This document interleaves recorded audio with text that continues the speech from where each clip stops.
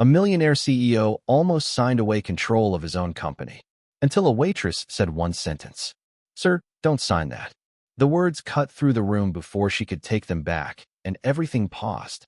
Not loudly, not dramatically, but in that quiet way where something important had just shifted.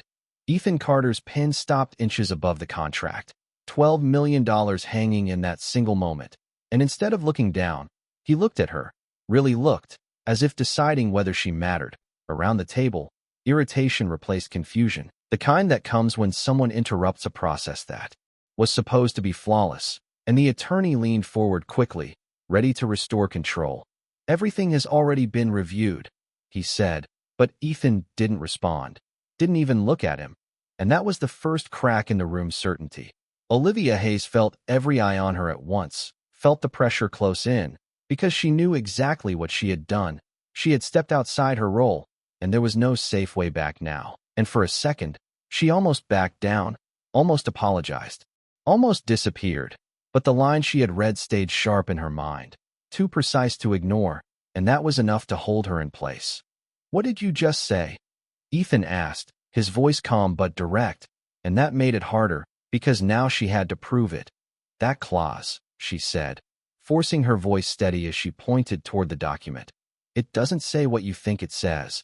And this time the reaction came faster. A consultant shifting, someone exhaling quietly, the attorney, straightening as if this had gone too far. But Ethan still didn't move, his decision still suspended in the air. He turned slightly in his chair, giving her full attention now, and the room felt it immediately. "Which clause?" he asked, and the pressure spiked, because hesitation would destroy her credibility, and for a moment, it almost did, just a fraction too long before she answered. "The final section, exclusive rights." And even as she spoke, she could feel the doubt building again, the quiet confidence of people who believed nothing here could be wrong, until she added one more line, the one that shifted everything from doubt into risk. "It changes who actually owns the outcome." And that was when Ethan lowered the pen, not dramatically, not completely, but enough to stop the motion that would have finalized the deal. And in that small movement, the entire room felt it, the first real sign that something wasn't right. No one backed her up, not one person. The silence around her wasn't empty. It was judgment, fast and quiet, the kind that decides you're wrong before you can explain. The attorney leaned forward first, reclaiming control. "This is standard language," he said, calm but firm, as if that alone should end the conversation. And around the table, a few heads nodded, not aggressively, just enough to signal alignment, because no one here wanted to believe something this basic could have been missed. Ethan shifted slightly in his chair, not dismissing her, not agreeing either, just watching, measuring. "Which clause?" he asked, and this time the question landed harder, because now she had to be exact. Olivia felt it immediately, the pressure tightening, because this was the moment where everything could collapse. One wrong word and she would be done, dismissed, forgotten. And for a second, hesitation crept in, just enough for the room to catch it, just enough for doubt to grow. "The final section," she said, her voice steadier. Then she felt exclusive rights, and a consultant across the table nodded quickly, almost relieved. "That's routine," he said, leaning back slightly as if the issue had already been resolved. But Olivia didn't move, didn't retreat, because now she was certain. "No," she said, and that single word cut through the room more sharply than anything else she had said so far. "The English version says distribution," and she paused just long enough to make sure they were listening before continuing. "But the original says transfer of ownership," and that changed the tone instantly, not loudly, not dramatically, but in that subtle way where confidence starts to crack. Ethan's eyes dropped back to the document, not scanning this time, but reading, actually reading, and the difference showed, his focus narrowing, his posture tightening just slightly as the implication settled in. Across the table, the attorney didn't react immediately, which in itself was a reaction, because someone confident would have corrected her instantly, and that delay gave her just enough ground to hold. "That interpretation is incorrect," he said finally, but the timing was off, a fraction too late, and Ethan noticed. "Is it?" Ethan said quietly, not looking up yet, and the room shifted again, because now the question was no longer, directed at her. It was directed at them. Olivia took a small step closer to the table, not dramatic, not bold, just enough to stay in the conversation. "It's not interpretation," she said, keeping her voice controlled. "It's wording." And she pointed again, more precise this time. "That difference decides who actually owns the result." And now the word ownership lingered in the air, heavier than anything else. Because ownership wasn't a detail, it was the outcome. Ethan's fingers rested on the edge of the page, still, deliberate.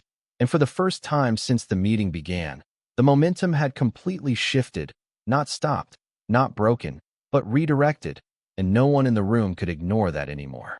"That's incorrect." The attorney answered too quickly, and this time it didn't land the same way, because the room had already shifted and doubt had entered whether anyone wanted it or not. Ethan didn't look up. He read the contract again, slower now, more focused, and when he finally spoke his voice was calm but sharper. "Then explain it." And just like that the pressure moved, no longer on her, but on them. Olivia felt it immediately, the shift, and it steadied her more than she expected, because now she wasn't interrupting, she was being tested. The attorney adjusted slightly, controlled on the surface, but there was a pause now, longer than before. "The wording reflects the intended structure," he said, but the answer circled the issue instead of answering it, and Ethan caught that instantly. "Intent isn't what I asked," Ethan said, lifting his gaze now, locking the room in place. "Show me the structure." And that changed everything. Because now general answers wouldn't work. Only proof would. Olivia stepped forward again, this time without hesitation, pointing directly at the clause. "This line depends on a condition," she said, tracing it carefully. "But the condition is missing here." And she moved her finger to the earlier section, connecting the two. "In the original, they're linked," she continued. "Here, they're separated." And the difference was small, almost invisible unless you were looking for it. But once seen, it couldn't be ignored. Ethan leaned closer, following her logic step by step. And this time his reaction came slower, more deliberate, because he was thinking, not reacting. "If they're not linked," he said, "then the condition doesn't apply." And Olivia nodded once, confirming it. "Which means control isn't conditional," she said. "It's automatic." And that word changed the tone of the room again, because automatic meant immediate, and immediate meant final once signed. Across the table, the consultant leaned forward quickly, checking his copy, his confidence slipping just enough to show, while the attorney pushed back again. "That's a narrow interpretation," but now it sounded weaker, less certain, because it still avoided the core problem. Ethan didn't respond. Not yet. He stayed with the document, and that forced everyone else to wait, to watch him think instead of trying to control the outcome. Olivia felt it then, something else, something bigger, and this time she didn't hesitate. "Wait," she said, and the word cut through the tension instantly. This isn't just one mistake. And now every eye was on her again, but differently, not dismissing, not interrupting, listening. She pointed again, lower on the page. "If this was accidental, the errors wouldn't move in the same direction," she said carefully, "but they do." And that was the moment the room truly changed, because she had just reframed everything. Not a flaw, not a translation issue, but something deliberate. Ethan's eyes lifted from the contract, locking onto the people across the table now instead of the paper, measuring reactions instead of words, and what he saw told him enough: hesitation, delay, no immediate denial, and that confirmed what logic had already suggested. "One mistake is error," he said quietly. "A pattern is strategy." And with that, the deal was no longer just risky, it was questionable, and no one in the room could pretend otherwise anymore. "We can clarify that later." The attorney moved quickly, almost too quickly, trying to pull the conversation forward before it settled, before it went deeper, but this time the shift in the room didn't follow him. Ethan didn't respond, didn't even look up at first, his attention still on the contract as if the paper mattered more than the explanation, and that hesitation, that refusal to move on, created pressure where there had been none before. "Later doesn't help me," Ethan said finally, his voice calm but sharper now. And that single line cut off the path they were trying to create, because later meant after signing. And after signing meant no control. Across the table, The consultant adjusted his papers, a small movement, almost invisible, but not fast enough to hide the tension behind it, and Ethan saw it. Not the movement itself, but the timing of it. "You reviewed this already?" Ethan asked, still not raising his voice. But now every word carried weight, and the answer came back quickly. "Yes, too." Quickly, without the same confidence as before, and that was enough to widen the gap. Olivia felt it again. That shift, the moment where the room stopped being certain and started being careful, and this time she didn't hesitate. "If you sign first, you lose leverage," she said. And now the argument changed, no longer about wording, no longer about translation, but about strategy, about timing, about control. The attorney tried to redirect again. "This is standard sequencing," he said, but the explanation felt thinner now, less solid, because it didn't address the core issue. It just renamed it. Ethan leaned back slightly, not relaxed, but thinking, recalculating. And when he looked up this time, he wasn't looking at the contract, he was looking at them. "Then why push to sign today?" he asked, and that question landed harder than anything before it, because it wasn't about what was written. It was about why it was being rushed. No one answered immediately, and that delay, even shorter than a second, stretched under the weight of the room, because a deal like this didn't need urgency unless something depended on it. Olivia saw it clearly now, the pattern forming, not complete yet, but visible enough to recognize, and she stepped slightly closer to the table again, not interrupting, but reinforcing the point. If the structure was correct, timing wouldn't matter this much, she said, and that line shifted everything again, because it exposed the pressure behind the process. The consultant leaned forward, trying to regain control. "We are aligned on the timeline," he said, but the words felt rehearsed, detached from the details that had already started to unravel. Ethan didn't respond to the words. He watched the reactions instead, the way they answered, the way they avoided answering. And that told him more than the explanation itself. "You're asking for commitment before clarity," he said. Finally, and now the tone had changed completely, no longer analytical, but controlled and deliberate, the kind that signals a decision forming. Across the table, no one pushed back immediately, not strongly, not convincingly, and that silence, the one they couldn't control, confirmed what logic had already suggested, that this wasn't just a matter of language, it was a matter of timing, pressure, and advantage. And for the first time since the meeting began, the deal itself didn't feel stable anymore. It felt positioned, and that difference was enough to make Ethan stop trusting the process entirely. Something doesn't add up. Ethan didn't raise his voice, but the shift was immediate, because this was no longer a review, it was suspicion, and once that entered the room, everything changed. He didn't look at the attorney right away. His eyes remained on the contract as he turned one page back, then forward again, slower this time, scanning for alignment instead of meaning. And then he said it, clearly, without hesitation. "Show me exactly where the limitation is written." And this time there was no room for interpretation, only proof. The attorney reached for the document again, but the movement lacked precision, flipping pages instead of opening directly to the clause. And that small detail did more damage than any argument could, because someone confident does not search, they point. "It is embedded within the agreement," he said, but he did not indicate where, and that absence landed harder than the explanation itself. Ethan leaned forward slightly, placing the contract flat under his hand, anchoring the moment. "Embedded is not written," he said, "and if it is not written, it cannot protect me." And that closed the gap completely, forcing everything back to what could be verified. Across the table, the consultant pulled his copy closer, scanning quickly, then slower, then stopping entirely at a section he had clearly not expected to revisit. And now more people were reading at once, not to confirm, but to check, and that shift exposed the first real crack in the structure. Olivia pointed again, more precise this time, directing attention lower on the page. "There's another inconsistency," she said, and the room adjusted instantly, because now this wasn't isolated, it was expanding.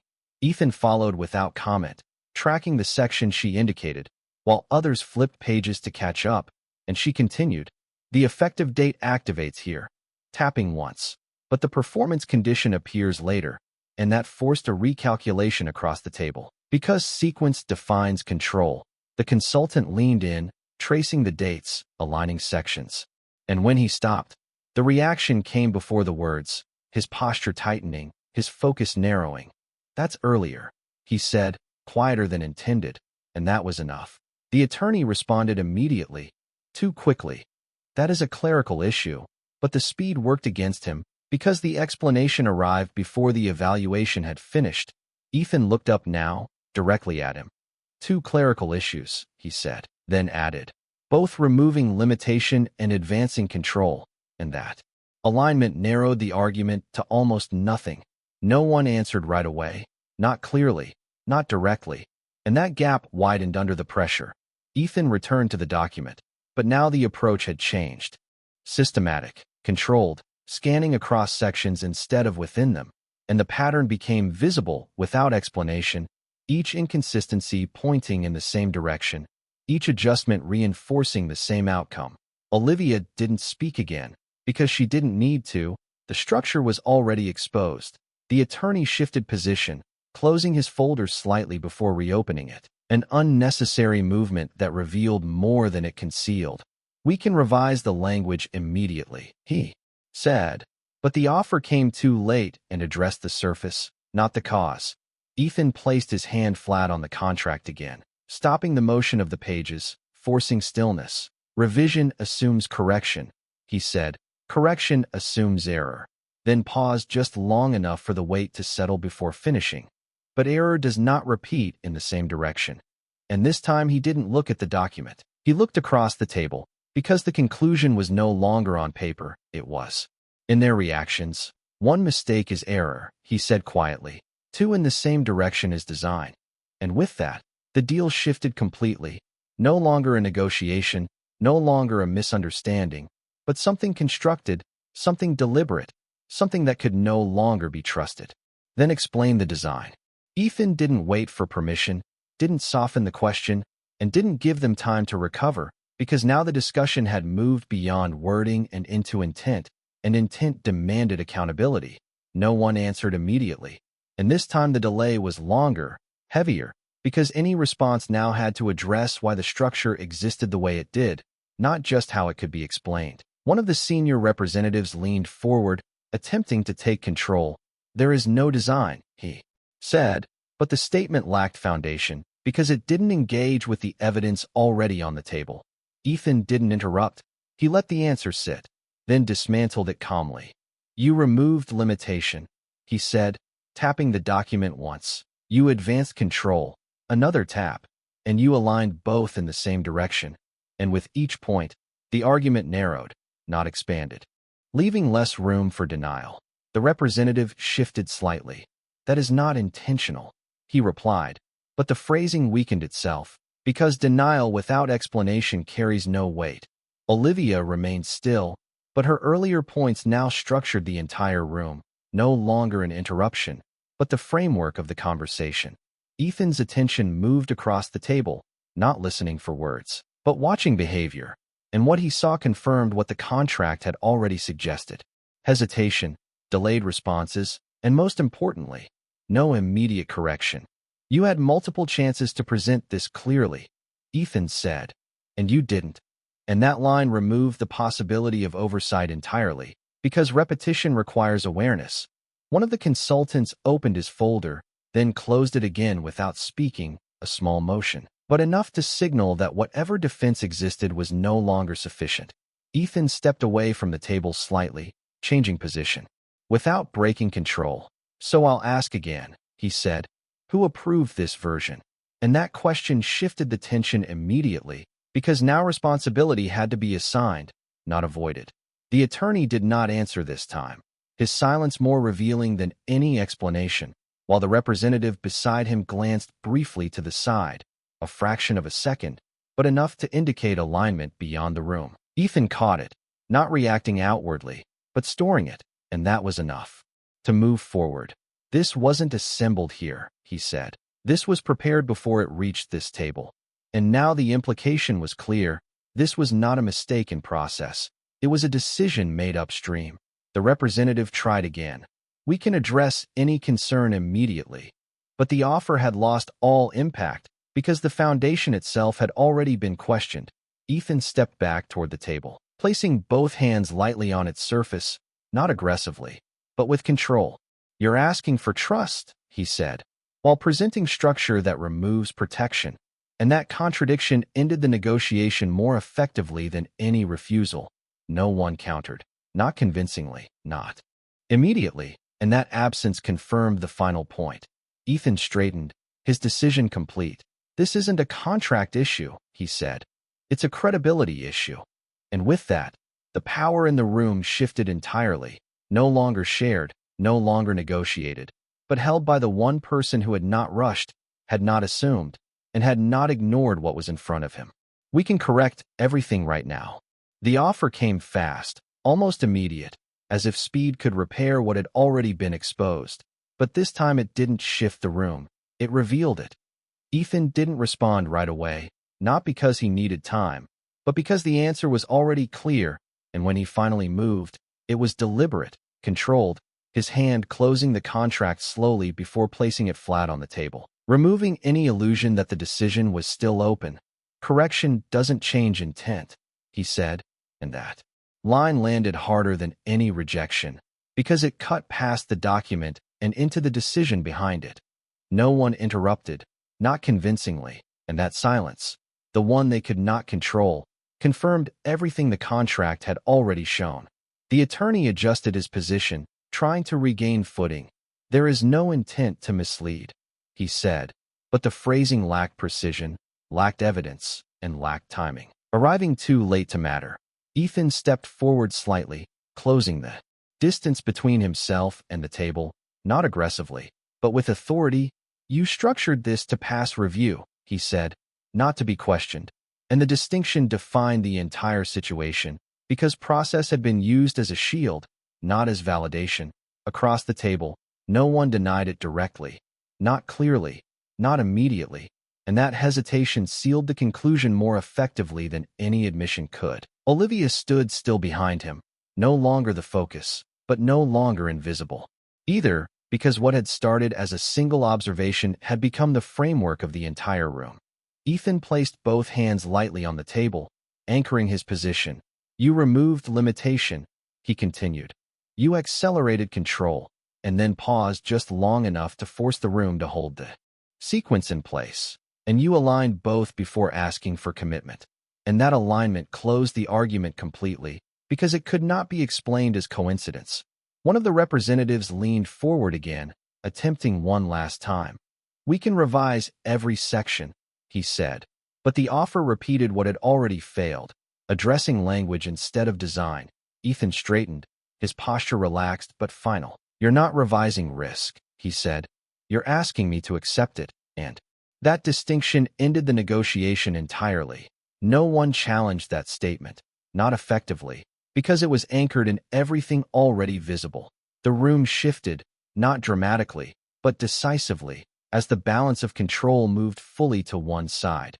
Ethan reached for the contract once more, not to reopen it, but to turn it slightly, placing it away from himself, a small motion that carried finality. "We're not signing this," he said, and the words did not echo. They settled, heavy and complete, leaving no space for reinterpretation. He paused, just enough to let the decision register fully, then added, "And we won't revisit it under the same structure." And that condition removed any illusion of continuation. Across the table, documents were gathered more slowly now, movements controlled but noticeably different, because the outcome had shifted more than just the deal. It had shifted credibility. Ethan stepped back from the table, adjusting his jacket with a small, composed motion, and that gesture, simple as it was, marked the end more clearly than any announcement could. The meeting was over, not because time had run out, but because trust had, and once that was gone, nothing else in the room could restore it. The room emptied quickly, not in disorder, but in controlled retreat, each person collecting documents, closing folders, avoiding unnecessary conversation. Because the outcome did not invite discussion, it ended it. The earlier confidence was gone, replaced by something quieter, more measured, as if every movement now carried weight beyond the moment.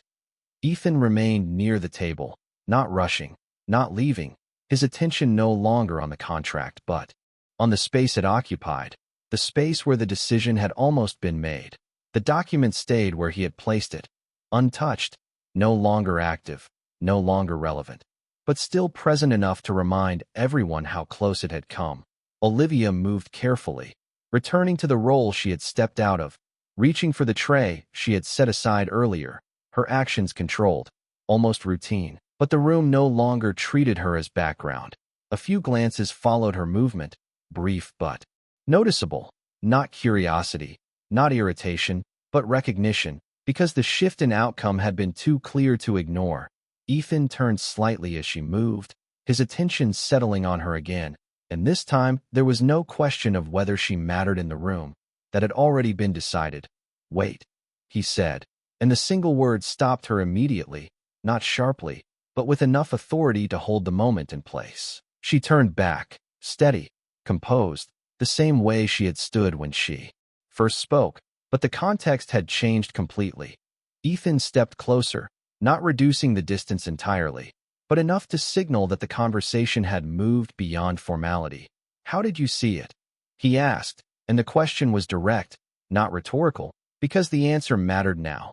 Olivia didn't rush to respond, not out of hesitation, but because the question required clarity, not explanation. "I study contracts," she said, not formally, but enough to understand how structure changes. "Meaning?" And the answer was simple, without exaggeration, without attempt to elevate itself, just precise enough to explain the outcome. Ethan nodded once, not as approval, but as confirmation, because that distinction aligned with everything he had observed. Most people in the room had relied on process, on assumption, on repetition, while she had questioned the structure itself, and that difference had changed everything. He glanced briefly at the contract again, then back to her. "Most people in that room followed the process," he said. "You challenged it." And the statement carried weight not because it praised her, but because it defined the gap that had just been exposed. Olivia held his gaze, not reacting beyond acknowledgement, because the moment did not require more than that. Ethan reached into his jacket pocket, retrieving a business card, but he did not hand it to her immediately. He placed it on the table between them, leaving the choice visible, not forced.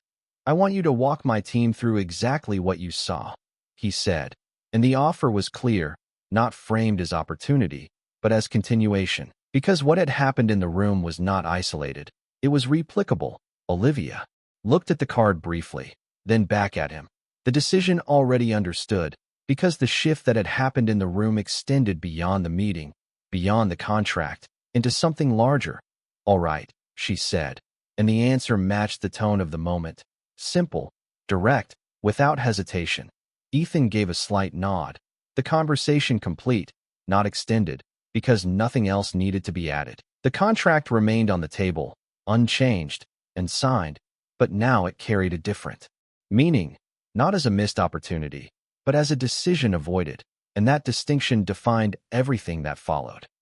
The hallway outside the boardroom was quieter, removed from the tension that had defined the last hour, but the shift carried through, visible in the way people moved, the way conversations lowered, the way attention lingered longer than usual.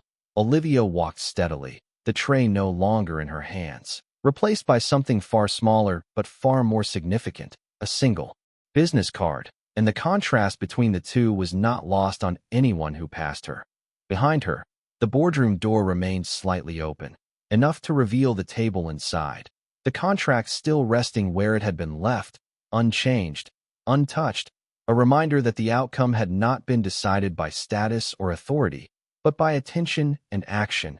Ethan stepped out moments later, not rushed, not delayed, his pace controlled, his expression unchanged, but the direction of his attention different, because the meeting had ended, but the implication of it had not.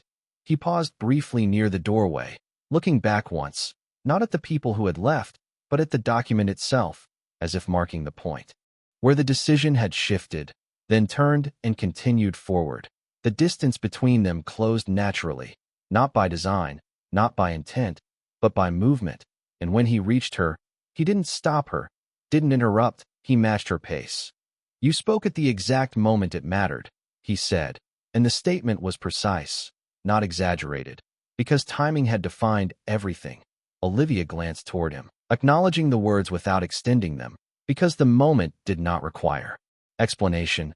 Most people would have stayed quiet, he added, not as observation, but as fact, and the implication was clear that the difference between outcome and failure had been a single decision to act. Olivia didn't respond immediately, not because she didn't have an answer, but because the statement didn't require one. It stood on its own. They reached the end of the hallway where paths separated, and Ethan stopped there, not continuing past the point, not extending the moment unnecessarily.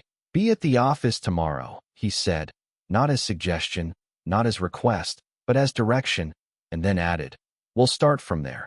And that was enough to define what came next without needing to frame it. Olivia nodded once, the agreement clear, not negotiated, not questioned, because the transition had already begun. Ethan held her gaze for a moment longer, then turned and walked in the opposite direction, the conversation complete.